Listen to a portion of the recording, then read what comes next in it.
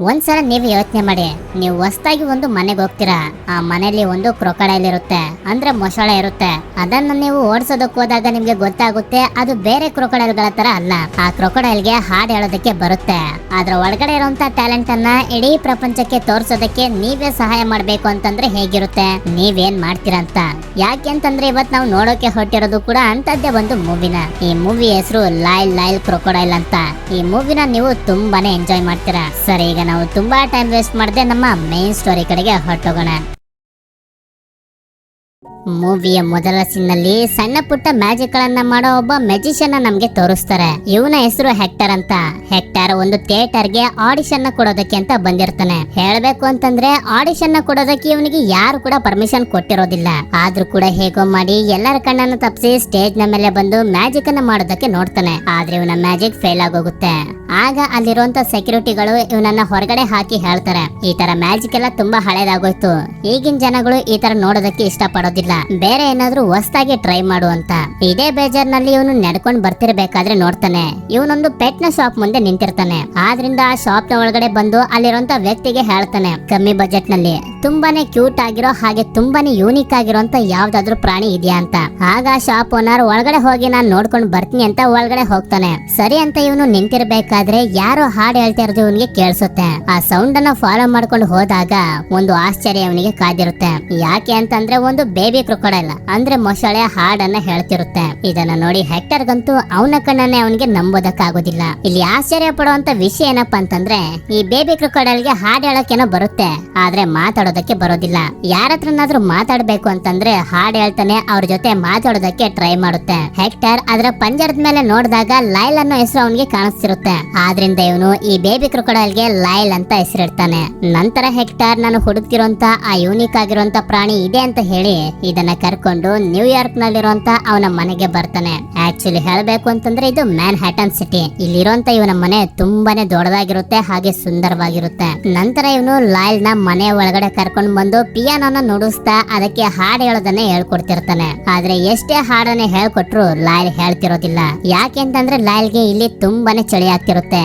ಆಗ ಹೆಕ್ಟರ್ ಅವನ ಸ್ಕಾರ್ಫ್ ಅನ್ನ ತೆಗೆದು ಅದರ ಸುತ್ತ ಇಡ್ತಾನೆ. ಇದರಿಂದ ಲೈಲ್ಗೆ ತುಂಬಾನೇ ಖುಷಿಯಾಗಿ ಹೆಕ್ಟರ್ ನ ಜೊತೆ ಹಾಡು ಹೇಳೋದಕ್ಕೆ ಶುರು ಮಾಡುತ್ತೆ. ಇಲ್ಲಿ ಲೈಲ್ ಹಂಗೆ ಹಿಂಗೆ ಹಾಡು ಹೇಳ್ತಿರೋದಿಲ್ಲ, ಒಬ್ಬ ಪ್ರಾಪರ್ ಸಿಂಗರ್ ತರ ತುಂಬಾ ಕ್ಲೀನ್ ಆಗಿ ಚೆನ್ನಾಗಿ ಹಾಡನ್ನ ಹೇಳ್ತಿರುತ್ತೆ. ಇದರಿಂದ ಹೆಕ್ಟರ್ ಗೆ ಇನ್ನೂ ಕೂಡ ತುಂಬಾ ಖುಷಿಯಾಗಿ ಹೆಚ್ಚು ಹೆಚ್ಚು ಸಾಂಗ್ ಅನ್ನ ಹೇಳ್ತಾ ಪ್ರಾಕ್ಟೀಸ್ ಮಾಡಿಸೋದಕ್ಕೆ ಶುರು ಮಾಡ್ತಾನೆ.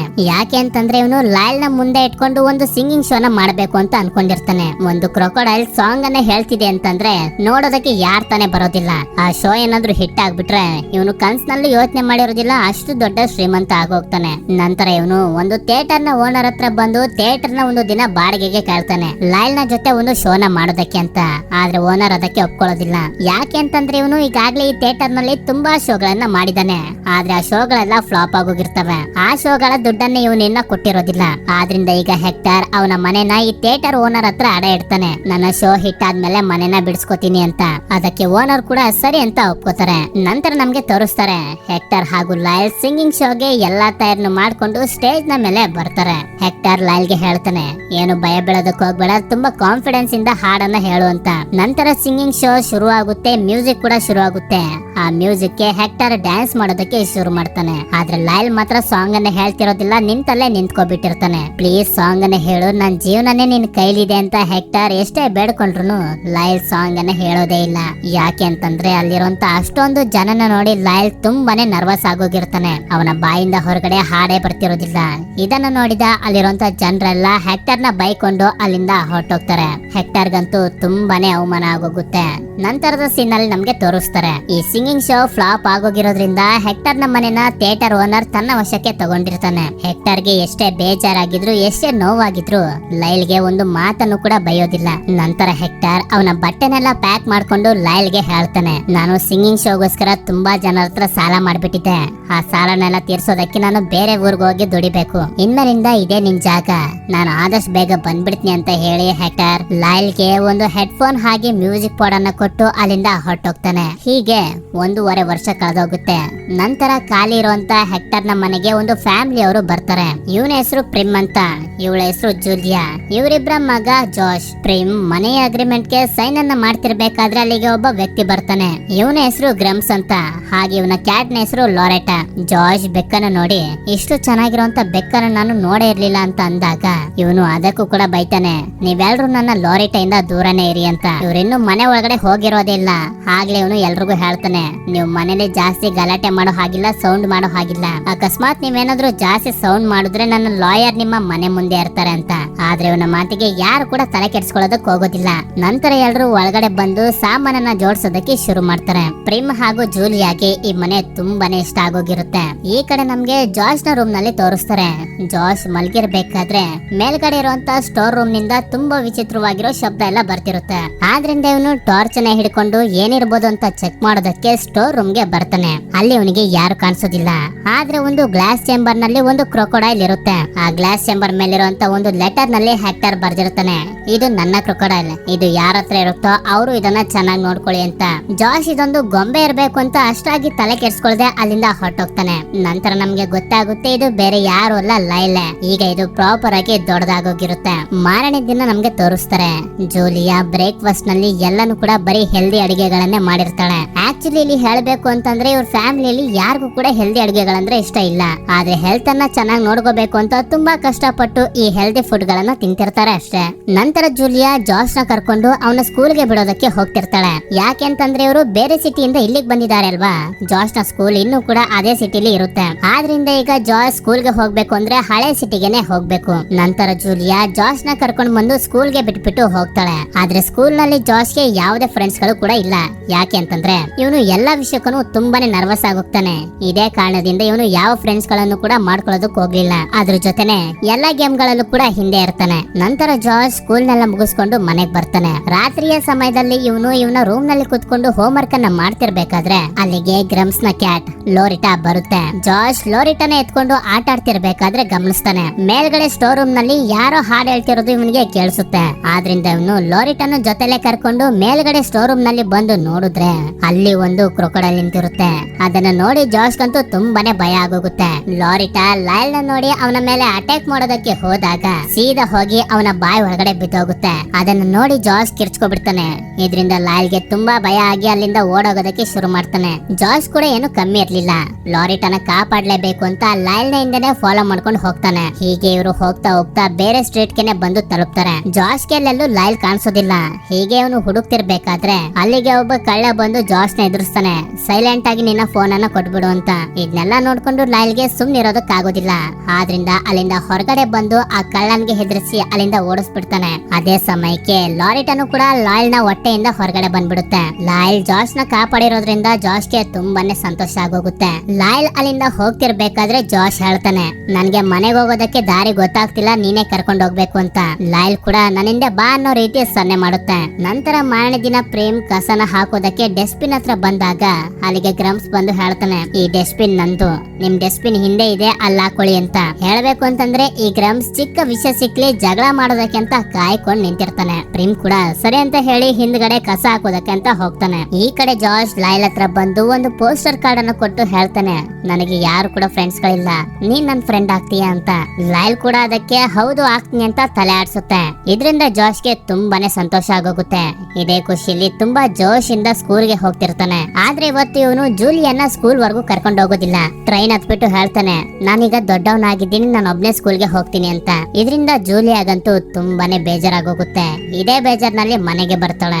ಮನೇಲಿ ಇವಳು ಎಕ್ಸರ್ಸೈಸ್ ಅನ್ನ ಮಾಡ್ತಿರ್ಬೇಕಾದ್ರೆ ಇವಳು ಫೋನ್ ಅನ್ನ ತೆಗೆದು ಅದರಲ್ಲಿ ಒಂದು ವಿಡಿಯೋನ ನೋಡ್ತಾಳೆ. ಜಾಶ್ ನ ಚಿಕ್ಕ ವಯಸ್ಸಿನ ವಿಡಿಯೋ ಇದು. ಇದನ್ನ ನೋಡಿ ಇವಳು ತುಂಬಾನೇ ದುಃಖ ಪಡ್ತಿರ್ತಾಳೆ. ಯಾಕೆ ಅಂತಂದ್ರೆ ಜಾಶ್ ಈಗ ದೊಡ್ಡವನಾಗ್ತಿದ್ದಾನೆ, ಮುಂದೆ ನನ್ನ ಅವಶ್ಯಕತೆ ಅವನಿಗೆ ಇರುತ್ತೋ ಇಲ್ವೋ ಅಂತ. ಇಲ್ಲಿ ನಮ್ಗೆ ಗೊತ್ತಾಗುತ್ತೆ ಜಾಶ್ ಜೂಲಿಯಾಗೆ ಸ್ವಂತ ಮಗ ಅಲ್ಲ. ಅಂದ್ರೆ ಪ್ರೇಮ್ ಜೂಲಿಯಾನ ಎರಡನೇ ಮದ್ವೆ ಆಗಿರೋದು. ಆದ್ರೆ ಜೂಲಿಯಾ ಜಾಶ್ ನ ತನ್ನ ಸ್ವಂತ ಮಗುನ್ ತರನೇ ನೋಡ್ಕೊಂಡಿರ್ತಾಳೆ. ಯಾವತ್ತೂ ಕೂಡ ಅವನಿಗೆ ನೋವನ್ನ ಮಾಡಿರೋದಿಲ್ಲ. ಈ ಕಡೆ ಜಾಶ್ ಸ್ಕೂಲ್ ನಲ್ಲಿ ಲೈಬ್ರರಿ ಅಲ್ಲಿ ಇರ್ಬೇಕಾದ್ರೆ ಅವನಿಗೆ ಒಬ್ಳು ಹುಡುಗಿ ಪರಿಚಯ ಆಗ್ತಾಳೆ. ಇವಳ ಹೆಸರು ಲಿರಿಕ್ ಅಂತ. ಬರೀ ಪರಿಚಯ ಆಗೋದಷ್ಟೇ ಅಲ್ಲ, ಜಾಶ್ ಅವಳನ್ನ ಫ್ರೆಂಡ್ ಕೂಡ ಮಾಡ್ಕೊಬಿಡ್ತಾನೆ. ನಂತರ ರಾತ್ರಿಯ ಸಮಯದಲ್ಲಿ ಜೂಲಿಯಾ ಅವಳ ನೋವನ್ನ ಪ್ರಿಮ್ಗೆ ಹೇಳ್ಕೊತಾಳೆ. ಜಾಶ್ ದೊಡ್ಡವನಾಗ್ತಾ ಆಗ್ತಾ ನನ್ನಿಂದ ದೂರ ಆಗೋದ್ರೆ ನಾನ್ ಏನ್ ಮಾಡೋದು ಅಂದಾಗ ಆಗ ಪ್ರಿಮ್ ಅವಳಿಗೆ ಸಮಾಧಾನ ಮಾಡ್ತಾನೆ. ಅವನೆಷ್ಟೇ ದೊಡ್ಡವನಾಗ್ಬೋದು, ಅವನು ಯಾವತ್ತಿದ್ರು ನಮ್ ಮಗನೇ ಅಂತ. ಜೂಲಿಯಾನು ಕೂಡ ಅದರಿಂದ ಸಮಾಧಾನ ಆಗ್ತಾಳೆ. ಈ ಕಡೆ ನಮ್ಗೆ ತೋರಿಸ್ತಾರೆ, ಲೈಲ್ ಜಾಶ್ ಹಾಗೂ ಲಾರಿಟನ ಕರ್ಕೊಂಡು ಒಂದು ರೆಸ್ಟೋರೆಂಟ್ ನ ಡಸ್ಟ್ಬಿನ್ ಹತ್ರ ಬರ್ತಾನೆ. ಆ ಡಸ್ಟ್ಬಿನ್ ನ ಒಳಗಡೆ ಹೋಗಿ ಕುತ್ಕೊಂಡು ಜಾಶ್ ನು ಕೂಡ ಒಳಗಡೆ ಬರೋದಕ್ಕೆ ಹೇಳ್ತಾನೆ. ಮೊದ್ಲು ಜಾಶ್ ಇದಕ್ಕೆ ಒಪ್ಕೊಳ್ಳೋದಿಲ್ಲ, ಆದ್ರೆ ಲೈಲ್ ಬಿಡ್ಬೇಕಲ್ಲ, ಅವನನ್ನ ಒಳಗಡೆ ಎಳ್ಕೊಬಿಡ್ತಾನೆ. ಡಸ್ಟ್ಬಿನ್ ಅಲ್ಲೂ ಕೂಡ ಇವ್ರು 3 ಜನ ತುಂಬಾನೇ ಎಂಜಾಯ್ ಮಾಡ್ತಾರೆ. ನಂತರ ಇವ್ರು 3 ಜನ ಬೇರೆ ಬೇರೆ ರೆಸ್ಟೋರೆಂಟ್ಸ್ ನ ಡಸ್ಟ್ಬಿನ್ ಹತ್ರ ಹೋಗಿ ಅಲ್ಲಿ ಸಿಗುವಂತ ಊಟಗಳನ್ನೆಲ್ಲ ಕಲೆಕ್ಟ್ ಮಾಡ್ಕೊಂಡು ಒಂದು ಟೆರೆಸ್ ನ ಮೇಲೆ ಬಂದು ಕ್ಯಾಂಡಲ್ ಲೈಟ್ ಡಿನ್ನರ್ ನ ರೀತಿ ಎಲ್ಲಾ ರೆಡಿನೂ ಮಾಡ್ತಾರೆ. ಲೈಲ್ ಜಾಶ್ ಗೆ ತಿನ್ನೋದಕ್ಕೆ ಅಂತ ಅಲ್ಲಿರುವಂತ ತಿಂಡಿಗಳನ್ನ ಕೊಡ್ತಾನೆ. ಆದ್ರೆ ಜಾಶ್ ಆ ತಿಂಡಿನ ತಿನ್ನೋದಕ್ಕೆ ಒಪ್ಕೊಳ್ಳೋದಿಲ್ಲ. ಆದ್ರಿಂದ ಲೈಲ್ ಆ ತಿಂಡಿನ ತೆಗೆದು ಜಾಶ್ ನ ಬಾಯಿ ಒಳಗಡೆ ಹಾಕ್ಬಿಡ್ತಾನೆ. ಆಗ ಜಾಶ್ಗೆ ಆ ತಿಂಡಿಯ ಟೇಸ್ಟ್ ತುಂಬಾನೇ ಇಷ್ಟ ಆಗೋಗುತ್ತೆ. ಯಾಕೆ ಅಂತಂದ್ರೆ ಅವನು ಜೀವನದಲ್ಲಿ ಈ ತರ ತಿಂಡಿನೆಲ್ಲ ತಿಂದೇ ಇರೋದಿಲ್ಲ. ಬಾಡಿನ ಹೆಲ್ದಿಯಾಗಿ ಇಟ್ಕೋಬೇಕು ಅಂತ ಬರೀ ಹೆಲ್ದಿ ಫುಡ್ ನೇ ತಿನ್ಕೊಂಡು ಇದ್ದವ್ರು ಇವರೆಲ್ಲ. ಆಗ ಜಾಶ್ ಲೈಲ್ಗೆ ಹೇಳ್ತಾನೆ, ನನ್ನ ತಾಯಿ ಜೂಲಿಯಾ ನನ್ನ 2ನೇ ತಾಯಿ, ನನ್ನ ಸ್ವಂತ ತಾಯಿ ನಾನು 2 ವರ್ಷದವನು ಇರ್ಬೇಕಾದ್ರೆ ತೀರ್ಕೊಬಿಟ್ಟಿದ್ರು ಅಂತ. ಇದನ್ನ ಕೇಳಿ ಲೈಲ್ಗಂತೂ ತುಂಬಾನೇ ಬೇಜಾರಾಗೋಗುತ್ತೆ. ಆದ್ರಿಂದ ಜಾಶ್ಗೋಸ್ಕರ ಒಂದು ಹಾಡನ್ನ ಹೇಳೋದಕ್ಕೆ ಲೈಲ್ ಶುರು ಮಾಡ್ತಾನೆ. ಲೈಲ್ ಸಾಂಗ್ ಅನ್ನ ಹೇಳ್ತಿರೋದನ್ನ ನೋಡಿ ಜಾಶ್ಗೆ ಅವನ ಕಣ್ಣನ್ನೇ ಅವನಿಗೆ ನಂಬೋದಕ್ಕೆ ಆಗೋದಿಲ್ಲ. ಸೀರಿಯಸ್ಲಿ ಹೇಳ್ಬೇಕು ಅಂತಂದ್ರೆ ಮೂವಿಲಿ ಈ ಸಾಂಗ್ ಸೂಪರ್ ಆಗಿದೆ, ನನಗಂತೂ ತುಂಬಾನೇ ಇಷ್ಟ ಆಯ್ತು. ನಂತರ ಲೈಲ್ ಹಾಡನ್ನ ಹೇಳ್ತಾ ಡ್ಯಾನ್ಸ್ ಅನ್ನ ಮಾಡ್ತಾ ಜಾಶ್ ನ ಮುಖದಲ್ಲಿ ಸ್ಮೈಲ್ ಅನ್ನ ತರೋದಕ್ಕೆ ಟ್ರೈ ಮಾಡ್ತಿರುತ್ತೆ. ಇದು ವರ್ಕ್ ಆಗುತ್ತೆ ಕೂಡ. ಜಾಶ್ ಹಾಗೂ ಲಾರಿಟನು ಕೂಡ ಲೈಲ್ ನ ಜೊತೆ ಸೇರಿ ತುಂಬಾನೇ ಎಂಜಾಯ್ ಮಾಡ್ತಾರೆ. ಅಷ್ಟೇ ಅಲ್ಲ, ಈ ಸಾಂಗ್ ಅನ್ನ ನೋಡ್ತಿರೋ ನಮಗೂ ಕೂಡ ನೆಮ್ಮದಿ ಸಿಗುತ್ತೆ. ನಂತರ ನಮ್ಗೆ ತೋರಿಸ್ತಾರೆ, ಲಾರಿಟಾ ಏನೇನೋ ತಿಂಡಿನೆಲ್ಲ ತಿಂದು ಗ್ರಮ್ಸ್ ನ ಮನೆಗೆ ಬಂದು ವಾಂತಿ ಮಾಡ್ಬಿಡುತ್ತೆ. ಇದರಿಂದ ಗ್ರಮ್ಸ್ ಗೆ ಡೌಟ್ ಶುರು ಆಗೋಗುತ್ತೆ, ನನ್ ಲಾರಿಟಾಗೆ ಯಾರೋ ಏನೇನೋ ತಿಂಡಿನೆಲ್ಲ ತಿನ್ನಿಸ್ತಿದ್ದಾರೆ ಅಂತ. ಈ ಕಡೆ ಜೂಲಿಯಾ ಮನೆಯಲ್ಲಿ ಜಾಶ್ ನೋಡ್ಕೊಂಡು ಮೇಲ್ಗಡೆ ಸ್ಟೋರ್ ರೂಮ್ ಗೆ ಬರ್ತಾಳೆ. ಅಲ್ಲಿ ಜಾಶ್ ಒಂದು ಕ್ರೊಕೊಡೈಲ್ ಜೊತೆ ಮಲಗಿರೋದನ್ನ ನೋಡಿ ತುಂಬಾ ಗಾಬರಿಯಾಗಿ ಅವನನ್ನ ಕರ್ಕೊಂಡು ಓಡೋಗ್ತಿರ್ತಾಳೆ. ಆಗ ಲೈಲ್ ಕಿಟಕಿಯಿಂದ ಅವ್ರಿಗಿಂತ ಮುಂಚೆನೆ ಕೆಳಗಡೆ ಬಂದ್ಬಿಟ್ಟಿರ್ತಾನೆ. ಆಗ ಸಾಂಗ್ ಅನ್ನೇ ಹೇಳ್ತಾ ಜೂಲಿಯಾಗೆ ಅರ್ಥ ಮಾಡಿಸೋದಕ್ಕೆ ಪ್ರಯತ್ನ ಪಡ್ತಾನೆ, ನಾನು ಯಾರಿಗೂ ಕೂಡ ನೋವನ್ನ ಮಾಡೋದಕ್ಕೆ ಇಷ್ಟ ಪಡೋದಿಲ್ಲ ಅಂತ. ಆದ್ರೆ ಜೂಲಿಯಾ ಲೈಲ್ ನ ಮಾತನ್ನ ನಂಬೋದಿಲ್ಲ. ಜಾಶ್ ನ ಸ್ಕೂಲಿಗೆ ಕರ್ಕೊಂಡು ಹೋಗ್ತಿರ್ಬೇಕಾದ್ರೆ ಈ ಎಲ್ಲಾ ವಿಷಯನ ಪ್ರಿಮ್ಗೆ ಹೇಳೋದಕ್ಕೆ ನೋಡ್ತಾಳೆ. ಆಗ ಜಾಶ್ ಅವಳನ್ನ ಬೇಡ್ಕೊತಾನೆ, ಮಾಮ್ ಪ್ಲೀಸ್ ಈ ರೀತಿ ಮಾಡ್ಬೇಡಿ, ಇದೇನಾದ್ರೂ ಡ್ಯಾಡಿಗೆ ಗೊತ್ತಾದ್ರೆ ಅದನ್ನ ಅವರು ಆಚೆ ಹಾಕ್ಬಿಡ್ತಾರೆ. ಲೈಲ್ ಬೇರೆ ಕ್ರೊಕೊಡೈಲ್ ತರ ಅಲ್ಲ, ಅವನು ಸಾಂಗ್ ಅನ್ನ ಹೇಳ್ತಾನೆ, ಡ್ಯಾನ್ಸ್ ಅನ್ನ ಮಾಡ್ತಾನೆ, ಯಾರಿಗೂ ಯಾವ ನೋವನ್ನು ಮಾಡೋದಕ್ಕೆ ಇಷ್ಟ ಪಡೋದಿಲ್ಲ ಅಂತ. ಜಾಶ್ ಇಷ್ಟು ಬೇಡ್ಕೊತಿರೋದನ್ನ ನೋಡಿ ಜೂಲಿಯಾ ಕೂಡ ಈ ವಿಷಯನ ಪ್ರಿಮ್ಗೆ ಹೇಳೋದಕ್ಕೆ ಹೋಗೋದಿಲ್ಲ. ಇದರಿಂದ ಜಾಶ್ ಕಂತೂ ತುಂಬಾನೇ ಸಂತೋಷ ಆಗೋಗುತ್ತೆ. ನಂತರ ಜಾಶ್ ನ ಸ್ಕೂಲ್ಗೆ ಬಿಟ್ಬಿಟ್ಟು ಜೂಲಿಯಾ ಮನೆಗೆ ಬಂದಾಗ ತುಂಬಾ ಬಾಯ್ದಿಂದನೇ ಲೈಲ್ ನ ಹುಡುಕಾಡ್ತಿರ್ತಾಳೆ. ಆಗ ಬಾತ್ರೂಮ್ ಇಂದ ಯಾರೋ ಹಾಡ್ ಹೇಳ್ತಿರೋದು ಇವಳಿಗೆ ಕೇಳಿಸುತ್ತೆ. ಅಲ್ಲಿ ಹೋಗಿ ನೋಡಿದ್ರೆ ಲೈಲ್ ಸ್ನಾನ ಮಾಡ್ತಿರ್ತಾನೆ. ಇದನ್ನು ಕೂಡ ನೋಡಿ ಜೂಲಿಯಾ ಹೆದರ್ಕೊಂಡು ಅಲ್ಲಿಂದ ಓಡೋಗ್ತಿರ್ತಾಳೆ. ಆಗ ಲೈಲ್ ಕೂಡ ಇವಳನ್ನ ಫಾಲೋ ಮಾಡ್ಕೊಂಡು ಬರ್ತಾನೆ. ಹೇಗಾದ್ರೂ ಮಾಡಿ ಇವಳಿಗೆ ಅರ್ಥ ಮಾಡಿಸ್ಬೇಕು, ನಾನು ಯಾರಿಗೂ ನೋವನ್ನ ಮಾಡೋದಿಲ್ಲ ಅಂತ ಯೋಚನೆ ಮಾಡ್ತಿರ್ಬೇಕಾದ್ರೇನೆ ಲೈಲ್ಗೆ ಒಂದು ಐಡಿಯಾ ಬರುತ್ತೆ. ಆದ್ರಿಂದಾನೇ ಡ್ಯಾನ್ಸ್ ಮಾಡ್ಕೊಂಡೆ ಕಿಚನ್ ಹತ್ರ ಬರ್ತಾನೆ. ಇದು ಏನ್ ಮಾಡ್ಬಿಡುತ್ತೋ ಅಂತ ಜೂಲಿ ಎದ್ರುಕೊಳ್ತಿರ್ಬೇಕಾದ್ರೆ ನೋಡ್ತಾಳೆ. ಲೈಲ್ ಮನೇಲಿರುವಂತ ಅಡಿಗೆ ಸಾಮಾನುಗಳನ್ನ ಯೂಸ್ ಮಾಡ್ಕೊಂಡು ಅಡಿಗೆ ಮಾಡೋದಕ್ಕೆ ಶುರು ಮಾಡ್ತಾನೆ. ಜೂಲಿಯಾಗಂತೂ ತುಂಬಾನೇ ಶಾಕ್ ಆಗೋಗುತ್ತೆ. ಈ ಕ್ರೊಕೊಡೈಲ್ ಹಾಡನ್ನ ಹೇಳ್ತಿದ್ದೆ, ಡ್ಯಾನ್ಸ್ ಅನ್ನ ಮಾಡ್ತಿದ್ದೆ, ಅದನ್ನ ಸಾಲದು ಅಂತ ಈಗ ಅಡಿಗೆ ಬೇರೆ ಮಾಡ್ತಿದ್ದೆ ಅಂತ. ಇವಳು ಲೈಲ್ ನ ತಡೆಯೋದಕ್ಕೆ ಹೋದಾಗ ಲೈಲ್ ಅವನು ಮಾಡಿರುವಂತ ತಿಂಡಿನ ಅವಳ ಬಾಯಿಗೆ ಹಾಕ್ಬಿಡ್ತಾನೆ. ಜೂಲಿಯಾಗೆ ಆ ಟೇಸ್ಟ್ ತುಂಬಾನೇ ಇಷ್ಟ ಆಗೋಗುತ್ತೆ. ನಂತರ ಲೈಲ್ ಜೂಲಿಯಾನ ಕರ್ಕೊಂಡು ಅವಳ ಜೊತೆ ಡ್ಯಾನ್ಸ್ ಮಾಡೋದಕ್ಕೆ ಶುರು ಮಾಡ್ತಾನೆ. ಜೂಲಿಯಾಗೂ ಕೂಡ ಈಗ ಯಾವುದೇ ತರದ ಭಯ ಇಲ್ಲದೆ ಲೈಲ್ ನ ಜೊತೆ ಡ್ಯಾನ್ಸ್ ಮಾಡೋದಕ್ಕೆ ಶುರು ಮಾಡ್ತಾಳೆ. ಆಗ ಇವಳಿಗೆ ಇವಳು ಇಲ್ಲಿವರೆಗೂ ಮಾಡಿರುವಂತ ತಪ್ಪು ಅರ್ಥ ಆಗುತ್ತೆ. ಹೆಲ್ದಿ ಫುಡ್ ಅಂತ ಹೆಲ್ದಿ ಫುಡ್ ಗಳನ್ನ ತಿನ್ಕೊಂಡು ಟೇಸ್ಟಿ ಆಗಿರುವಂತ ತಿಂಡಿಗಳನ್ನ ಇವರೆಲ್ಲ ತಿಂದಿರೋದಿಲ್ಲ. ಆದ್ರಿಂದ ಈಗ ಜೂಲಿಯಾ ಲೈಲ್ ನ ಜೊತೆ ಸೇರ್ಕೊಂಡು ಅವಳ ಮನ್ಸನ್ನ ಚೇಂಜ್ ಮಾಡಿ ಟೇಸ್ಟಿ ಆಗಿರುವಂತ ತಿಂಡಿಗಳನ್ನೆಲ್ಲ ಮಾಡೋದಕ್ಕೆ ಶುರು ಮಾಡ್ತಾಳೆ. ಅಷ್ಟೇ ಅಲ್ಲ, ಲೈಲ್ ಹಾಗೂ ಜೂಲಿಯಾ ಅಡಿಗೆನ ಮಾಡ್ತಾ ಮಾಡ್ತಾ ಇವರಿಬ್ರು ತುಂಬಾನೇ ಕ್ಲೋಸ್ ಫ್ರೆಂಡ್ಸ್ ಗಳಾಗೋಗ್ತಾರೆ. ಅದೇ ಸಮಯಕ್ಕೆ ಜಾಶ್ ಕೂಡ ಸ್ಕೂಲ್ ಇಂದ ವಾಪಸ್ ಮನೆಗೆ ಬರ್ತಾನೆ. ಅವನ ತಾಯಿನೂ ಕೂಡ ಲೈಲ್ ನ ಜೊತೆ ಖುಷಿ ಆಗಿರೋದನ್ನ ನೋಡಿ ಇವನಿಗೂ ಕೂಡ ತುಂಬಾನೇ ಸಂತೋಷ ಆಗುತ್ತೆ. ಜೂಲಿಯಾ ತುಂಬಾ ಖುಷಿಯಾಗಿರೋದನ್ನ ಪ್ರಿಮ್ ಕೂಡ ಗಮನಿಸ್ತಾನೆ. ಆದ್ರೆ ಅವಳ ಹತ್ರ ಏನು ಕೂಡ ಕೇಳೋದಕ್ಕೆ ಹೋಗೋದಿಲ್ಲ. ನಂತರ ರಾತ್ರಿಯ ಸಮಯದಲ್ಲಿ ಪ್ರಿಮ್ ಮಲ್ಕೊಂಡ್ಮೇಲೆ ಇವರೆಲ್ಲರೂ ಸೇರಿ ಮತ್ತೆ ರೆಸ್ಟೋರೆಂಟ್ ನ ಡಸ್ಟ್ ಬಿನ್ ಹತ್ರ ಹೋಗ್ತಾರೆ. ಆ ಡಸ್ಟ್ ಬಿನ್ ಅಲ್ಲಿ ಸಿಗುವಂತ ಫುಡ್ ಗಳನ್ನೆಲ್ಲ ತಗೊಂಡ್ ಬಂದು ಅದೇ ಟೆರೆಸ್ ನ ಮೇಲೆ ಪಾರ್ಟಿಯನ್ನ ಮಾಡ್ತಾರೆ. ನಂತರ ಮಾರನೇ ದಿನ ನಮ್ಗೆ ತೋರಿಸ್ತಾರೆ, ಗ್ರಮ್ಸ್ ಅವನ ಮನೆಯ ಸುತ್ತಮುತ್ತ ಕ್ಯಾಮ್ರಾಗಳನ್ನ ಹಾಕಿಸ್ತಾನೆ, ಬೇರೆಯವ್ರ ಮನೆನ ವಾಚ್ ಮಾಡೋದಕ್ಕೆ ಅಂತ. ಯಾಕೆ ಅಂತಂದ್ರೆ ಲೋರಿಟಾಗೆ ಯಾರು ತಿಂಡಿಗಳನ್ನೆಲ್ಲ ತಿನ್ನಿಸ್ತಿದ್ದಾರೆ ಅಂತ ಕಂಡುಹಿಡಿಯೋದಕ್ಕೆ. ಆದ್ರೆ ಲೋರಿಟಾಗೆ ಗ್ರಮ್ಸ್ ನ ಕಂಡ್ರೆ ಇಷ್ಟ ಆಗ್ತಿರೋದಿಲ್ಲ. ಈ ಕಡೆ ಮನೆಯಲ್ಲಿ ಜೂಲಿಯಾ ಹಾಗೂ ಜಾಯ್ಸ್ ತುಂಬಾ ತಿಂಡಿಗಳನ್ನ ಆರ್ಡರ್ ಮಾಡಿ ತಿಂತಿರ್ಬೇಕಾದ್ರೆ ಅಲ್ಲಿಗೆ ಪ್ರಿಮ್ ಬರ್ತಾನೆ. ಜೂಲಿಯಾ ಇಷ್ಟೊಂದು ಚೇಂಜ್ ಆಗಿರೋದನ್ನ ನೋಡಿ ಪ್ರಿಮ್ಗೆ ತುಂಬಾನೇ ಆಶ್ಚರ್ಯ ಆಗುತ್ತೆ. ಆದ್ರಿಂದ ಅವಳನ್ನ ಕೇಳ್ತಾನೆ, ಇತ್ತೀಚೆಗೆ ನಾನ್ ನೋಡ್ತಿದ್ದೀನಿ ನೀನು ತುಂಬಾನೇ ಸಂತೋಷವಾಗಿದ್ಯಾ, ನನ್ನಿಂದ ನೀನ್ ಏನಾದ್ರೂ ಮುಚ್ಚಿಡ್ತಿದ್ಯಾ ಅಂತ. ಆಗ ಜೂಲಿಯಾ ಅವನನ್ನ ಕರ್ಕೊಂಡು ಜಾಯ್ಸ್ ಹತ್ರ ಬಂದು ಹೇಳ್ತಾಳೆ, ನಿಮ್ಮ ಅಪ್ಪಂಗೆ ನಾವು ಎಲ್ಲಾ ವಿಷಯನೂ ಹೇಳಲೇಬೇಕು ಅಂತ. ಅದೇ ಸಮಯಕ್ಕೆ ಲೈಲ್ ಟಾಯ್ಲೆಟ್ ಇಂದ ಹೊರಗಡೆ ಬರ್ತಾನೆ. ಅವನನ್ನ ನೋಡ್ತಿದ್ದಂಗೆನೆ ಪ್ರೇಮ್ ಜೂಲಿಯಾ ಹಾಗೂ ಜಾಯ್ಸ್ ನ ಕರ್ಕೊಂಡು ಆ ಮನೆಯಿಂದಾನೇ ಹೊರಗಡೆ ಹೋಗೋದಕ್ಕೆ ಶುರು ಮಾಡ್ತಾನೆ. ಇವರಿಬ್ರು ಅವನಿಗೆ ಅರ್ಥ ಮಾಡಿಸೋದಕ್ಕೆ ಪ್ರಯತ್ನ ಪಡ್ತಿರ್ತಾರೆ, ಲೈಲ್ ಬೇರೆ ಕ್ರೊಕೊಡೈಲ್ ಗಳ ತರ ಅಲ್ಲ ಅಂತ. ಆದ್ರೆ ಏನೇ ಮಾಡಿದ್ರು ಪ್ರೇಮ್ ಅವರ ಮಾತನ್ನೇ ಕೇಳ್ತಿರೋದಿಲ್ಲ. ಲೈಲ್ ಕೂಡ ಅವನಿಗೆ ಅರ್ಥ ಮಾಡಿಸೋದಕ್ಕೆ ಪ್ರಯತ್ನ ಪಡ್ತಾನೆ. ಆಗ ಪ್ರೇಮ್ ಹೆದರ್ಕೊಂಡು ಹೊರಗಡೆ ಹೋಗೋದಕ್ಕೆ ಬಾಗ್ಲನ್ನ ಓಪನ್ ಮಾಡಿದಾಗ ಅಲ್ಲಿ ನೋಡಿದ್ರೆ ನಾವ್ ಈಗಾಗ್ಲೇ ನೋಡಿರೋಂತ ಹೆಕ್ಟರ್ ನಿಂತಿರ್ತಾನೆ. ಹೌದು, 1.5 ವರ್ಷಗಳ ನಂತರ ಹೆಕ್ಟರ್ ಮತ್ತೆ ಅವನ ಮನೆಗೆ ಬಂದಿರ್ತಾನೆ. ಯಾರ್ ನೀವು, ಯಾಕೆ ಒಳಗಡೆ ಬರ್ತಿದ್ದೀರಾ ಅಂತ ಪ್ರೇಮ್ ಕೇಳ್ತಿರ್ತಾನೆ. ಅದೇ ಸಮಯಕ್ಕೆ ಹೆಕ್ಟರ್ ಲೈಲ್ ನ ನೋಡ್ತಾನೆ. ಲೈಲ್ ನ ನೋಡಿ ಅವನಿಗೆ ಖುಷಿನೂ ಆಗುತ್ತೆ, ಹಾಗೆ ಆಶ್ಚರ್ಯನೂ ಕೂಡ ಆಗುತ್ತೆ. ಯಾಕೆಂತಂದ್ರೆ ಇಷ್ಟು ಬೇಗ ಇಷ್ಟು ದೊಡ್ಡದಾಗಿ ಬೆಳ್ಕೊಬಿಟ್ಟಿದ್ದಾನಲ್ಲ ಅಂತ. ಆದ್ರೆ ಲೈಲ್ ಹೆಕ್ಟರ್ ನ ಮೇಲೆ ಮುನ್ಸ್ಕೊಬಿಟ್ಟಿರ್ತಾನೆ, ಇಷ್ಟು ವರ್ಷ ನಾನು ಒಬ್ಬನ್ನೇ ಬಿಟ್ಟು ಹೊರಟೋಗಿದ್ದ ಅಂತ. ಆದ್ರೂ ಕೂಡ ಹೇಗೋ ಮಾಡಿ ಹೆಕ್ಟರ್ ಹಾಡನ್ನ ಹೇಳ್ತಾ ಡ್ಯಾನ್ಸ್ ಅನ್ನ ಮಾಡ್ತಾ ಲೈಲ್ ನ ಕನ್ವಿನ್ಸ್ ಮಾಡೇ ಬಿಡ್ತಾನೆ. ಇದರಿಂದ ಇವರಿಬ್ರು ಮತ್ತೆ ಒಂದಾಗ್ತಾರೆ. ನಂತರ ಜೂಲಿಯಾ ಮನೆ ಓನರ್ ಗೆ ಫೋನ್ ಮಾಡಿ ಈ ಹೆಕ್ಟರ್ ಯಾರು ಅಂತ ಕೇಳಿದಾಗ ಅವ್ರು ಹೇಳ್ತಾರೆ, ನೀವಿರೋಂತ ಮನೆಯ ಮೊದಲಿನ ಓನರ್ ಅವನೇನೆ. ಹೆಕ್ಟರ್ ಆ ಮನೆನ ನಮ್ಗೆ ಮಾರ್ತಿರ್ಬೇಕಾದ್ರೆ ಒಂದು ಕಂಡೀಷನ್ ನ ಹಾಕಿದ್ದ, ವರ್ಷದಲ್ಲಿ ಯಾವಾಗಾದ್ರೂ ಬಂದು 15 ಆ ಮನೇಲಿ ಅವನು ಇರ್ಬೋದು, ಒಂದ್ 15 ದಿನ ಅಡ್ಜಸ್ಟ್ ಮಾಡ್ಕೊಳ್ಳಿ ಅಂತ ಓನರ್ ಇವರಿಗೆ ಹೇಳ್ತಾರೆ. ಇನ್ನೇನ್ ಮಾಡೋದಕ್ಕಾಗುತ್ತೆ ಅಂತ ಇವರು ಕೂಡ ಸುಮ್ನಾಗ್ತಾರೆ. ಇಲ್ಲಿ ಪ್ರಿಮ್ಗೆ ಲೈಲ್ ಇನ್ನು ಇಷ್ಟ ಆಗ್ತಿರೋದಿಲ್ಲ, ಹೊಂದ್ಕೊಂಡು ಹೋಗೋದಕ್ಕೆ ಇವನ್ಗೆ ಇನ್ನು ಸ್ವಲ್ಪ ಟೈಮ್ ಬೇಕಾಗುತ್ತೆ. ಈ ಕಡೆ ಮೇಲೆ ಸ್ಟೋರ್ ರೂಮ್ ನಲ್ಲಿ ಇವರಿಬ್ರು ಮತ್ತೆ ಒಂದಾಗಿರೋದ್ರಿಂದ ಪಾರ್ಟಿ ಮಾಡೋದಕ್ಕೆ ಶುರು ಮಾಡ್ಬಿಟ್ಟಿರ್ತಾರೆ. ಆದ್ರೆ ಇವರು ಪಾರ್ಟಿ ಮಾಡ್ತಿರೋಂತ ಸೌಂಡ್ ಕೆಳಗಡೆ ಎಲ್ಲ ಕೇಳಿಸ್ತಿರುತ್ತೆ. ಈ ಸೌಂಡ್ ಇಂದ ಗ್ರಮ್ಸ್ ಕಂತೂ ನಿದ್ದೆನೆ ಬರ್ತಿರೋದಿಲ್ಲ. ನಂತರ ಮಾರನೇ ದಿನ ಪ್ರೇಮ್ ಜಾಕಿಂಗ್ ಅಂತ ಹೋಗ್ತಾನೆ. ಆದ್ರೆ ಜೂಲಿಯಾ, ಜಾಶ್, ಹೆಕ್ಟರ್ ಹಾಗೂ ಲೈಲ್ ಇವ್ರು 4 ಜನನು ಹೊರಗಡೆ ಹೋಗಿ ಚೆನ್ನಾಗಿ ಎಂಜಾಯ್ ಮಾಡ್ಬೇಕು ಅಂತ ಡಿಸೈಡ್ ಮಾಡಿರ್ತಾರೆ. ಆದ್ರಿಂದ ಇವರು ಒಂದು ಬೇಸ್ಬಾಲ್ ಟೀಮ್ ನ ಬಟ್ಟೆಯನ್ನ ಲೈಲ್ ಗೆ ಹಾಕಿಸಿರ್ತಾರೆ. ಆ ಬಟ್ಟೆಯ ಮೇಲೆ ಕ್ರೊಕೊಡೈಲ್ ನ ಸಿಂಬಲ್ ಇರುತ್ತೆ. ಯಾಕೆ ಅಂತಂದ್ರೆ ಇದರಿಂದ ಎಲ್ಲರಿಗೂ ಅನ್ನಿಸ್ಬೇಕು ಆ ಬೇಸ್ಬಾಲ್ ಟೀಮ್ ನ ಅಡ್ವರ್ಟೈಸ್ಮೆಂಟ್ ಅನ್ನ ಇವರು ಮಾಡ್ತಿದ್ದಾರೆ. ಇದು ನಿಜವಾದ ಕ್ರೊಕೊಡೈಲ್ ಅಲ್ಲ, ಬರೀ ವೇಷ ಹಾಕೊಂಡಿರೋದು ಅನ್ಕೊಳ್ಳಿ ಅಂತ. ಇವರ ಪ್ಲಾನ್ ವರ್ಕ್ ಕೂಡ ಆಗೋಗುತ್ತೆ. ಯಾಕೆ ಅಂತಂದ್ರೆ ಲೈಲ್ ನ ನೋಡಿದ ಜನರಲ್ ಅನ್ಕೋತಿರ್ತಾರೆ ಇದು ವೇಷನ ಹಾಕೊಂಡಿರೋದು ಅಷ್ಟೇ ಅಂತ. ನಂತರ ಇವ್ರು 4 ಜನ ಒಂದು ಐಸ್ ಕ್ರೀಮ್ ಪಾರ್ಲರ್ ಗೆ ಬಂದು ಐಸ್ ಕ್ರೀಮ್ ಅನ್ನ ತಿಂತಾರೆ. ಹಾಗೆ ಪಾರ್ಕ್ ಅಲ್ಲೂ ಕೂಡ ಓಡಾಡ್ಕೊಂಡು ಆಟ ಆಡ್ತಾರೆ. ನಂತರ ಇವರೆಲ್ಲರೂ ಒಂದು ಟ್ಯಾಕ್ಸಿಲಿ ಓಡಾಡ್ತಾ ಸಿಟಿನೆಲ್ಲ ನೋಡ್ತಾ ತುಂಬಾನೇ ಎಂಜಾಯ್ ಮಾಡ್ಕೊಂಡು ಮನೆಗೆ ಬರ್ತಾರೆ. ಅಷ್ಟೊತ್ತಿಗೆ ಪ್ರೇಮ್ ಕೂಡ ಕೆಲಸದಿಂದ ಮನೆಗ್ ಬರ್ತಾನೆ. ಮನೆಗ್ ಬಂದ್ ನೋಡಿದ್ರೆ ಬಿಸಿನೀರ್ ಬರ್ತಿರೋದಿಲ್ಲ. ಆದ್ರಿಂದ ವಾಟರ್ ಹೀಟರ್ ನ ಚೆಕ್ ಮಾಡೋದಕ್ಕೆ ಅಂತ ಮೇಲೆ ಸ್ಟೋರ್ ರೂಮ್ ಹತ್ರ ಬರ್ತಾನೆ. ಆಗ ಅದೇ ಸಮಯಕ್ಕೆ ಅಲ್ಲಿಗೆ ಲೈಲ್ ಕೂಡ ಒಂದು ಫ್ರೇಮ್ ಅನ್ನ ಹಿಡ್ಕೊಂಡು ಅಲ್ಲಿಗೆ ಬರ್ತಾನೆ. ಆಕ್ಚುಲಿ ಹೇಳ್ಬೇಕು ಅಂತಂದ್ರೆ ಪ್ರೇಮ್ ಹಿಂದೆ ಒಬ್ಬ ಅಥ್ಲೆಟಿಕ್ಸ್ ನಲ್ಲಿ ರಸ್ಲರ್ ಆಗಿದ್ದವನು. ಆದ್ರಿಂದ ಈಗ ಲೈಲ್ ರಸ್ಲಿಂಗ್ ಬಟ್ಟನೆ ಕೊಟ್ಟು ರಸ್ಲಿಂಗ್ ಮಾಡೋದಕ್ಕೆ ಬಾ ಅಂತ ಕರೀತಾನೆ. ಸರಿ ಅಂತ ಪ್ರೇಮ್ ಕೂಡ ರಸ್ಲಿಂಗ್ ಬಟ್ಟನೆ ಹಾಕೊಂಡು ತಯಾರಾಗ್ತಾನೆ. ನಂತರ ಇವರಿಬ್ಬರ ಮಧ್ಯೆ ರಸ್ಲಿಂಗ್ ಮ್ಯಾಚ್ ಸ್ಟಾರ್ಟ್ ಆಗೇ ಹೋಗುತ್ತೆ. ಪ್ರೇಮ್ ನೋಡೋದಕ್ಕೆ ಸಣ್ಣಕ್ಕಿದ್ರು ಕೂಡ ಚೆನ್ನಾಗಿ ರಸ್ಲಿಂಗ್ ಮಾಡೋದಕ್ಕೆ ಶುರು ಮಾಡ್ತಾನೆ. ಯಾಕೆ ಅಂತಂದ್ರೆ ಇವನು ರಸ್ಲಿಂಗ್ ಅಲ್ಲಿ ಚಾಂಪಿಯನ್. ಹೀಗೆ ಇವರಿಬ್ರು ಫೈಟ್ ಮಾಡ್ತಾ ಮಾಡ್ತಾ ಪ್ರೇಮ್ ಲೈಲ್ ನ ಸೋಲಿಸ್ಬಿಡ್ತಾನೆ. ಇದರಿಂದ ಪ್ರೇಮ್ಗೆ ತುಂಬಾನೇ ಸಂತೋಷ ಆಗೋಗುತ್ತೆ. 20 ವರ್ಷದಿಂದ ಇದ್ದಂತ ಎನರ್ಜಿ ನನ್ನಲ್ಲಿ ಈಗಲೂ ಕೂಡ ಇದೆ ಅಂತ. ಹಾಗೆ ಲೈಲ್ ನ ಜೊತೆನೂ ಕೂಡ ಫ್ರೆಂಡ್ಶಿಪ್ ಮಾಡ್ಕೊಬಿಡ್ತಾನೆ. ಈಗ ನಿಮ್ಗೆ ಗೊತ್ತಾಯ್ತು ಅನ್ಸುತ್ತೆ ಯಾಕೆ ಲೈಲ್ ಇವನ್ ಜೊತೆ ರಸ್ಲಿಂಗ್ ಮ್ಯಾಚ್ ಅನ್ನ ಮಾಡಿದ್ದು ಅಂತ. ನಂತರ ಮಾರನೇ ದಿನ ಹೆಕ್ಟರ್ ಇವರ 3 ಜನರ ಮುಂದೆ ಮ್ಯಾಜಿಕ್ ಶೋನ ತೋರ್ಸೋದಕ್ಕೆ ಶುರು ಮಾಡ್ತಾನೆ. ಇವರು ಕೂಡ ಇದನ್ನ ನೋಡಿ ತುಂಬಾನೇ ಸಂತೋಷ ಪಡ್ತಾರೆ. ಆಗ ಜಾಶ್ ಅವನಿಗೆ ಹೇಳ್ತಾನೆ ಯಾವ್ದಾದ್ರು ಒಂದು ಒಳ್ಳೆ ಸಾಂಗ್ ಅನ್ನ ಹೇಳಿ ಅಂತ.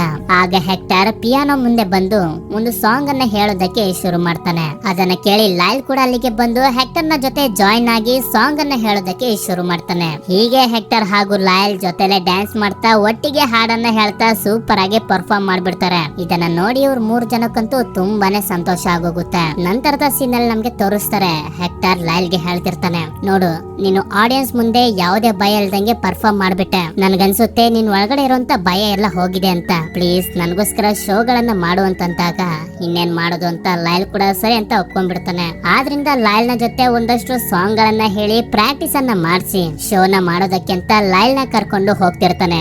ಆಗ ಜಾಶ್ ಅವನನ್ನ ಕೇಳ್ತಾನೆ ಲೈಲ್ ನ ಎಲ್ಲಿ ಕರ್ಕೊಂಡು ಹೋಗ್ತಿದ್ದೀರಾ ಅಂತ.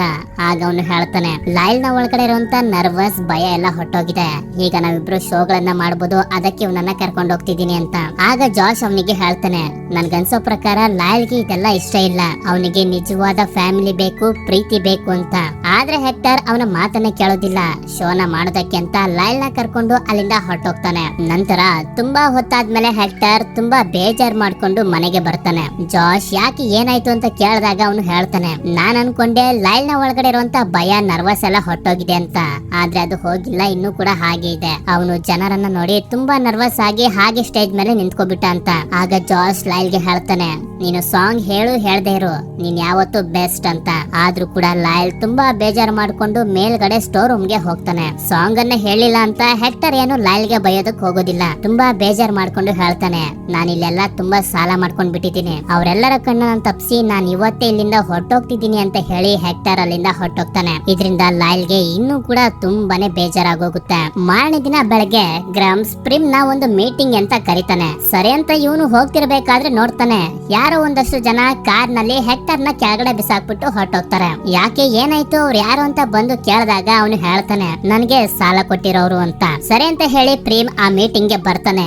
ಇಲ್ಲಿ ನೋಡಿದ್ರೆ ಗ್ರಾಮ್ಸ್ ಅವನ ಮನೆ ಸುತ್ತಮುತ್ತ ಇರುವಂತ ಜನರನ್ನೆಲ್ಲ ಈ ಮೀಟಿಂಗ್ ಗೆ ಕರೆದಿರ್ತಾನೆ. ಆಗ ಗ್ರಾಮ್ಸ್ ಅವರೆಲ್ಲರಿಗೂ ಹೇಳ್ತಾನೆ, ಈ ಮೀಟಿಂಗ್ ನ ಕರೆದಿರೋದಕ್ಕೆ ಕಾರಣ ಏನಪ್ಪಾ ಅಂತಂದ್ರೆ, ಹೊಸದಾಗಿ ಬಂದಿರುವಂತ ಪ್ರಿಮ್ ಹಾಗೂ ಅವನ ಫ್ಯಾಮಿಲಿ ಅವರು ರಾತ್ರಿ 3 ಗಂಟೆ ಗಂಟನು ತುಂಬಾ ಜೋರಾಗಿ ಶಬ್ದಗಳನ್ನ ಮಾಡ್ತಿರ್ತಾರೆ. ಆದ್ರಿಂದ ನಾನು ಇವ್ರ ಮೇಲೆ ಕೋರ್ಟ್ ನಲ್ಲಿ ಕೇಸ್ ಹಾಕ್ಬೇಕು ಅಂತ ಇದ್ದೀನಿ. ನೀವೆಲ್ಲರೂ ನಮ್ಮ ಅಕ್ಕಪಕ್ಕ ಮನೆಯವರಾಗಿರೋದ್ರಿಂದ ನಿಮ್ಮೆಲ್ಲರ ಒಪ್ಪಿಗೆನೂ ಕೂಡ ಬೇಕು, ಸೈನ್ ಮಾಡಿ ಅಂತ ಹೇಳ್ತಿರ್ಬೇಕಾದ್ರೇನೆ ಅಲ್ಲಿಗೆ ಹೆಕ್ಟರ್ ಬರ್ತಾನೆ. ಹೆಕ್ಟರ್ಗೆ ಮೊದಲಿಂದಾನೇ ಗ್ರಾಮ್ಸ್ ನ ಪರಿಚಯ ಇರುತ್ತೆ. ನಂತರ ಇವನು ಅಲ್ಲಿರುವಂತ ಜನರಿಗೆಲ್ಲ ಹೇಳ್ತಾನೆ, ಗ್ರಾಮ್ಸ್ ಅವನ ಮನೆ ಹತ್ರ ಎಲ್ಲರ ಮನೆಯನ್ನ ವಾಚ್ ಮಾಡೋದಕ್ಕೆ ಕ್ಯಾಮೆರಾಗಳನ್ನ ಹಾಕ್ಸ್ಕೊಂಡಿದ್ದಾನೆ. ನಿಮ್ಮೆಲ್ಲರ ಹತ್ರ ಅವನು ಪರ್ಮಿಷನ್ ನ ತಗೊಂಡಿರ್ಬೋದು ಅಲ್ವಾ ಅಂತ ಕೇಳಿದಾಗ ಅವ್ರೆಲ್ರು ಹೇಳ್ತಾರೆ, ಇಲ್ಲ ಅವನು ನಮ್ಮ ಹತ್ರ ಪರ್ಮಿಷನ್ ನ ತಗೊಂಡಿಲ್ಲ ಅಂತ. ಆಗ ಹೆಕ್ಟರ್ ಅವ್ರೆಲ್ರಿಗೂ ಹೇಳ್ತಾನೆ, ನಿಮ್ ಜಾಗದಲ್ಲಿ ನಾನೇನಾದ್ರೂ ಇದ್ದಿದ್ರೆ ಇಷ್ಟೊತ್ತಿಗೆ ಪೊಲೀಸ್ಗೆ ಕಂಪ್ಲೇಂಟ್ ಕೊಡ್ತಿದ್ದೆ ಅಂತ. ಇದರಿಂದ ಗ್ರಾಮ್ಸ್ ಗೆ ಭಯ ಆಗಿ ಅಲ್ಲಿರೋರ್ನೆಲ್ಲ ಹೋಗೋದಕ್ಕೆ ಹೇಳ್ಬಿಡ್ತಾನೆ. ಎಲ್ರು ಅಲ್ಲಿಂದ ಹೊರಟೋಗ್ತಾರೆ. ಆದ್ರೆ ನೀನ್ ಮಾತ್ರ ಇಲ್ಲೇ ಇರುವಂತ ಹೆಕ್ಟರ್ ಗೆ ಹೇಳ್ತಾನೆ. ಆದ್ರೆ ಇವರಿಬ್ರು ಏನ್ ಮಾತಾಡ್ತಾರೆ ಅನ್ನೋದನ್ನ ನಮ್ಗೆ ತೋರಿಸೋದಿಲ್ಲ. ನಂತರ ಹೆಕ್ಟರ್ ಮನೆಗೆ ಬರ್ತಾನೆ. ಮನೆಗೆ ಬಂದಾಗ ಎಲ್ರು ಕೂಡ ತುಂಬಾನೇ ಸಂತೋಷವಾಗಿರ್ತಾರೆ. ಯಾಕೆ ಅಂತಂದ್ರೆ ಹೆಕ್ಟರ್ ಗ್ರಾಮ್ಸ್ ಇಂದ ನಮ್ಮನ್ನ ಕಾಪಾಡ್ದ ಅಂತ. ಸರಿ ಅಂತ ಹೇಳಿ ಹೆಕ್ಟರ್ ನಾನು ಸ್ನಾನ ಮಾಡ್ಕೊಂಡು ಬರ್ತೀನಿ ಅಂತ ಒಳಗಡೆ ಹೋಗ್ತಾನೆ. ಅದೇ ಸಮಯಕ್ಕೆ ಇವರಿಗೆ ಹೊರಗಡೆ ಪೊಲೀಸ್ ಕಾರ್ನ ಶಬ್ದ ಕೇಳಿಸುತ್ತೆ. ಹೊರಗಡೆ ಬಂದು ನೋಡಿದ್ರೆ ಪೊಲೀಸ್ ನ ಜೊತೆ ಅನಿಮಲ್ ಕಂಟ್ರೋಲ್ ನವರು ಅಲ್ಲಿಗೆ ಬಂದಿರ್ತಾರೆ. ಆದ್ರಿಂದ ಇವರು ಲೈಲ್ ನ ಕರ್ಕೊಂಡೋಗಿ ಎಲ್ಲಾದ್ರೂ ಬಚ್ಚಿ ಹೊಡೋದಕ್ಕೆ ಪ್ರಯತ್ನ ಪಡ್ತಿರ್ತಾರೆ. ಆದ್ರೆ ಅದೇ ಸಮಯಕ್ಕೆ ಅಲ್ಲಿಗೆ ಅನಿಮಲ್ ಕಂಟ್ರೋಲ್ ನವರು ಬಂದು ಟ್ರ್ಯಾಂಕ್ಯುಲೈಸರ್ ಗನ್ ಇಂದ ಶೂಟ್ ಮಾಡಿ ಲೈಲ್ ನ ಪ್ರಜ್ಞೆ ತಪ್ಪಿಸ್ಬಿಡ್ತಾರೆ. ಅನಿಮಲ್ ಕಂಟ್ರೋಲ್ ನವರು ಲೈಲ್ ನ ಹಿಡ್ಕೊಂಡು ಹೋಗ್ತಿರ್ಬೇಕಾದ್ರೆ ಜಾಶ್ ಹಾಗೂ ಅವನ ಫ್ಯಾಮಿಲಿ ಅವರು ತುಂಬಾನೇ ಬೇಜಾರ್ ಮಾಡ್ಕೊಂಡಿರ್ತಾರೆ. ಆಗ ಅಲ್ಲಿಗೆ ಗ್ರಮ್ಸ್ ಬಂದು ನಗ್ತಾ ಹೇಳ್ತಾನೆ, ಕ್ರೊಕೊಡೈಲ್ ನ ಮನೇಲಿ ಇಟ್ಕೊಳ್ಳುವಂತ ಜನರನ್ನ ನಾನು ಎಲ್ಲೂ ನೋಡಿಲ್ಲ ಅಂತ. ಆಗ ನಮ್ಗೆ ಗೊತ್ತಾಗುತ್ತೆ ಅನಿಮಲ್ ಕಂಟ್ರೋಲ್ ನವ್ರಿಗೆ ಫೋನ್ ಮಾಡಿ ಬರೋದಕ್ಕೆ ಕೇಳಿರೋದು ಬೇರೆ ಯಾರು ಅಲ್ಲ, ಈ ಗ್ರಮ್ಸೆ ಅಂತ. ನಂತರದ ಸೀನ್ ಅಲ್ಲಿ ನಮ್ಗೆ ತೋರಿಸ್ತಾರೆ, ಅನಿಮಲ್ ಕಂಟ್ರೋಲ್ ಅವರು ಲೈಲ್ ನ ಕರ್ಕೊಂಡು ಬಂದು ತುಂಬಾ ಕ್ರೊಕೊಡೈಲ್ಸ್ ಇರುವಂತ ಜಾಗಕ್ಕೆ ಬಿಟ್ಟಿರ್ತಾರೆ. ಆದ್ರೆ ಈ ಜಾಗದಲ್ಲಿ ಹೇಗಿರ್ಬೇಕು, ಹೇಗೆ ಬಿಹೇವ್ ಮಾಡ್ಬೇಕು ಅನ್ನೋದು ಲೈಲ್ಗೆ ಗೊತ್ತಿರೋದಿಲ್ಲ. ಯಾಕೆಂತಂದ್ರೆ ಈ ತರ ಜಾಗ ಲೈಲ್ಗೆ ತುಂಬಾನೇ ಹೊಸ್ತು. ನಂತರ ಬೆಳಗ್ಗೆ ಝೂ ಓಪನ್ ಆಗ್ತಿದ್ದಂಗೆನೆ ಜಾಶ್ ಹಾಗೂ ಅವನ ಫ್ಯಾಮಿಲಿ ಅವರು ಅಲ್ಲಿಗೆ ಬರ್ತಾರೆ. ಲೈಲ್ಗೆ ಅವನ ಫ್ಯಾಮಿಲಿ ಅವರನ್ನ ನೋಡಿ ತುಂಬಾನೇ ಸಂತೋಷ ಆಗುತ್ತೆ. ಅದೇ ಸಮಯಕ್ಕೆ ಅಲ್ಲಿಗೆ ಒಬ್ರು ಆಫೀಸರ್ ಬಂದು ಕ್ರೊಕೊಡೈಲ್ಸ್ ಗಳಿಗೆ ಅಂತ ಮೀನನ್ನ ಹಾಕ್ತಾರೆ. ಅದನ್ನ ನೋಡಿ ಜಾಶ್ ಅವನ ತಂದೆ ತಾಯಿಗೆ ಹೇಳ್ತಾನೆ, ನಾವು ಲೈಲ್ ನ ಇಲ್ಲೇ ಇರೋದಕ್ಕೆ ಬಿಟ್ರೆ ಇವರು ಯಾವ್ದಾದ್ರು ಊಟನ ಕೊಟ್ಟು ಲೈಲ್ ನ ಆರೋಗ್ಯನ ಕೆಡಿಸ್ಬಿಡ್ತಾರೆ. ನಾವು ಹೇಗಾದ್ರೂ ಮಾಡಿ ಲೈಲ್ ನ ಅಲ್ಲಿಂದ ತಪ್ಪಿಸ್ಕೊಂಡು ಹೋಗೋ ರೀತಿ ಮಾಡ್ಬೇಕು ಅಂತ ಅಂದಾಗ, ಆದ್ರೆ ಅದಕ್ಕೆ ಜಾಶ್ ನ ತಂದೆ ತಾಯಿ ಒಪ್ಕೊಳ್ಳೋದಿಲ್ಲ.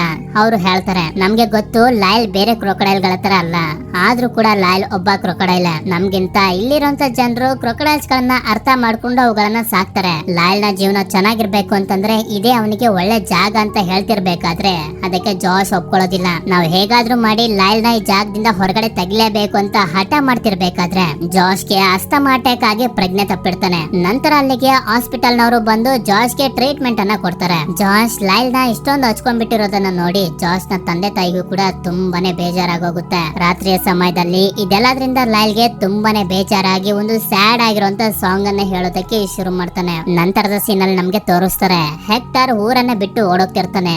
ಆಗ ನಮ್ಗೆ ಗೊತ್ತಾಗುತ್ತೆ ಜಾಶ್ ನಮ್ಮ ಮನೆಯಲ್ಲಿ ಒಂದು ಕ್ರೊಕೊಡೈಲ್ ಇದೆ ಅಂತ ಗ್ರಮ್ಸ್ ಹೇಳಿರೋದು ಬೇರೆ ಯಾರು ಅಲ್ಲ, ಈ ಹೆಕ್ಟರ್ ಅಂತ. ಯಾಕೆ ಅಂತಂದ್ರೆ ಗ್ರಮ್ಸ್ ಹೆಕ್ಟರ್ ಗೆ ದುಡ್ಡಿನ ಆಸೆನ ತೋರಿಸ್ಬಿಟ್ಟಿರ್ತಾನೆ. ಈ ಕಡೆ ಮನೆಯಲ್ಲಿ ಲೈಲ್ ಇಲ್ದೇ ಇರೋದ್ರಿಂದ ಯಾರಿಗೂ ಸರಿಯಾಗಿ ಊಟ ಮಾಡೋದಕ್ಕೂ ಆಗ್ತಿರೋದಿಲ್ಲ. ನಂತರ ಜಾಶ್ ಕಸನ ಹಾಕ್ಬಿಟ್ಟು ಬರೋದಕ್ಕೆ ಅಂತ ಹೊರಗಡೆ ಬಂದಾಗ ನೋಡ್ತಾನೆ, ಅಲ್ಲೇ ಹೆಕ್ಟರ್ ನಿಂತಿರ್ತಾನೆ. ಯಾಕೆ ಹೀಗ್ ಮಾಡಿದ್ರಿ, ಲೈಲ್ ನಿಮ್ಗೆ ಏನ್ ಮೋಸ ಮಾಡಿದ್ದ ಅಂತ ಕೇಳಿದಾಗ ಹೆಕ್ಟರ್ ಹೇಳ್ತಾನೆ, ನಾನು ತುಂಬಾನೇ ಸಾಲ ಮಾಡ್ಕೊಬಿಟ್ಟಿದ್ದೀನಿ, ನನಗೆ ದುಡ್ಡಿನ ಅವಶ್ಯಕತೆ ತುಂಬಾನೇ ಇತ್ತು. ಅದೇ ಸಮಯಕ್ಕೆ ಗ್ರಮ್ಸ್ ಕೂಡ ನನಗೆ ದುಡ್ಡಿನ ಆಸೆನ ತೋರಿಸ್ಬಿಟ್ಟ. ಆದ್ರಿಂದ ನನ್ಗೆ ಏನ್ ಮಾಡ್ಬೇಕು ಅಂತ ಗೊತ್ತಾಗದೆ ಇರೋ ವಿಷಯನೆಲ್ಲ ಹೇಳ್ಬಿಟ್ಟೆ. ಆದ್ರೆ ಈಗ ನಾನು ಮಾಡಿರೋಂತ ತಪ್ಪು ನನಗೆ ಗೊತ್ತಾಗ್ತಿದೆ. ಪ್ಲೀಸ್ ನನ್ನನ್ನ ಕ್ಷಮಿಸ್ಬಿಡು. ನಾವು ನಾಳೆನೆ ಹೋಗಿ ಲೈಲ್ ನ ಝೂ ಇಂದ ಬಿಡಿಸೋಣ ಅಂತ ಅಂದಾಗ ಜಾಶ್ ಅವನ ಮಾತನ್ನ ನಂಬೋದಿಲ್ಲ. ಅವನ್ ಪಾಡಿಗೆ ಅವನು ಮನೆ ಒಳಗಡೆ ಹೋಗ್ತಿರ್ತಾನೆ. ಆದ್ರೂ ಕೂಡ ಹೆಕ್ಟರ್ ಅವನಿಗೆ ಹೇಳ್ತಾನೆ, ನಾಳೆ ಬೆಳಗ್ಗೆ 4 ಗಂಟೆಗೆ ನಾನು ಝೂ ನ ಗೇಟ್ ನಲ್ಲಿ ನಿನಗೋಸ್ಕರ ಕಾಯ್ತಿರ್ತೀನಿ, ನೀನು ಬರ್ಬೇಕು ಅಂತ. ನಂತರ ನಮ್ಗೆ ಮಾರನೇ ದಿನ ತೋರಿಸ್ತಾರೆ. ಬೆಳಗಿನ ಜಾವ 4 ಗಂಟೆ ಆಗಿರುತ್ತೆ. ಆದ್ರೆ ಎಷ್ಟೇ ಕಾದ್ರೂ ಜಾಶ್ ಅಲ್ಲಿಗೆ ಬರೋದಿಲ್ಲ. ಆದ್ರಿಂದ ಸರಿ ಅಂತ ಹೇಳಿ ಹೆಕ್ಟರ್ ಒಳಗಡೆ ಹೋಗ್ತಿರ್ತಾನೆ. ಅವನು ಒಳಗಡೆ ಬರ್ತಿರೋದನ್ನ ನೋಡಿ ಸೆಕ್ಯೂರಿಟಿ ಅವನ ಹತ್ರ ಬಂದು ಕೇಳ್ತಾರೆ, ಯಾರ್ ನೀನು ಅಂತ. ಆಗ ಹೆಕ್ಟರ್ ಹೇಳ್ತಾನೆ, ನಾನು ಮ್ಯಾಜಿಕ್ ಮಾಡಕ್ ಹೋಗಿ ನನ್ನ ಕೈಯನ್ನ ಲಾಕ್ ಮಾಡ್ಕೊಬಿಟ್ಟಿದ್ದೀನಿ, ಪ್ಲೀಸ್ ಬಿಡಿಸಿ ಅಂತ. ಸರಿ ಅಂತ ಹೇಳಿ ಸೆಕ್ಯೂರಿಟಿ ಅವನ ಹತ್ರ ಹೋಗಿ ಅವನ ಕೈಯನ್ನ ಬಿಡಿಸೋದಕ್ಕೆ ನೋಡಿದಾಗ ಹೆಕ್ಟರ್ ಆ ಸೆಕ್ಯೂರಿಟಿ ಕೈಯನ್ನೇ ಲಾಕ್ ಮಾಡಿ ಒಳಗಡೆ ಬರ್ತಾನೆ. ನಂತರ ಇವನು ಅಲ್ಲಿಂದ ಲೈಲ್ ನ ಇಟ್ಟಿರುವಂತ ಜಾಗಕ್ಕೆ ಬರ್ತಾನೆ. ಅಲ್ಲೇ ನೋಡಿದ್ರೆ ಈಗಾಗ್ಲೇ ಜಾಶ್ ಅಲ್ಲಿ ಬಂದು ನಿಂತಿರ್ತಾನೆ. ಅದೇ ಸಮಯಕ್ಕೆ ಅಲ್ಲಿಗೆ ಬೇರೆ ಬೇರೆ ಕ್ರೊಕೊಡೈಲ್ ಗಳು ಬಂದು ಹೆಕ್ಟರ್ ನ ಮೇಲೆ ಅಟ್ಯಾಕ್ ಮಾಡೋದಕ್ಕೆ ನೋಡ್ತಿರ್ತವೆ. ಲೈಲ್ ಕೂಡ ಅಲ್ಲಿಗೆ ಬರ್ತಾನೆ.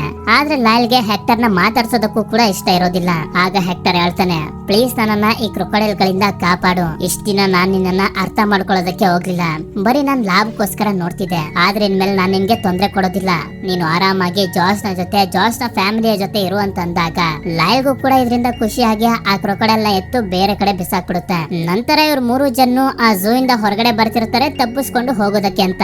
ಆದ್ರೆ ಅನಿಮಲ್ ಕಂಟ್ರೋಲ್ ನವರು, ಪೊಲೀಸರು ಎಲ್ರು ಇವರನ್ನ ಸುತ್ತೊರೆದ್ ಬಿಡ್ತಾರೆ. ಇವಾಗ ಏನ್ ಮಾಡೋದು ಅಂತ ಇವರು ಯೋಚನೆ ಮಾಡ್ತಿರ್ಬೇಕಾದ್ರೆ ಜಾಶ್ ಗೆ ಒಂದು ಬಸ್ ಕಾಣುತ್ತೆ. ಯಾರ್ಯಾರ ಹತ್ರ ಯಾವ್ಯಾವ ಟ್ಯಾಲೆಂಟ್ ಗಳು ಇದೆ ಅಂತ ತೋರ್ಸುವಂತ ಒಂದು ಶೋನ ಬಸ್ ಅದು. ಆಗ ಜಾಶ್ ಗೆ ಒಂದು ಐಡಿಯಾ ಬರುತ್ತೆ.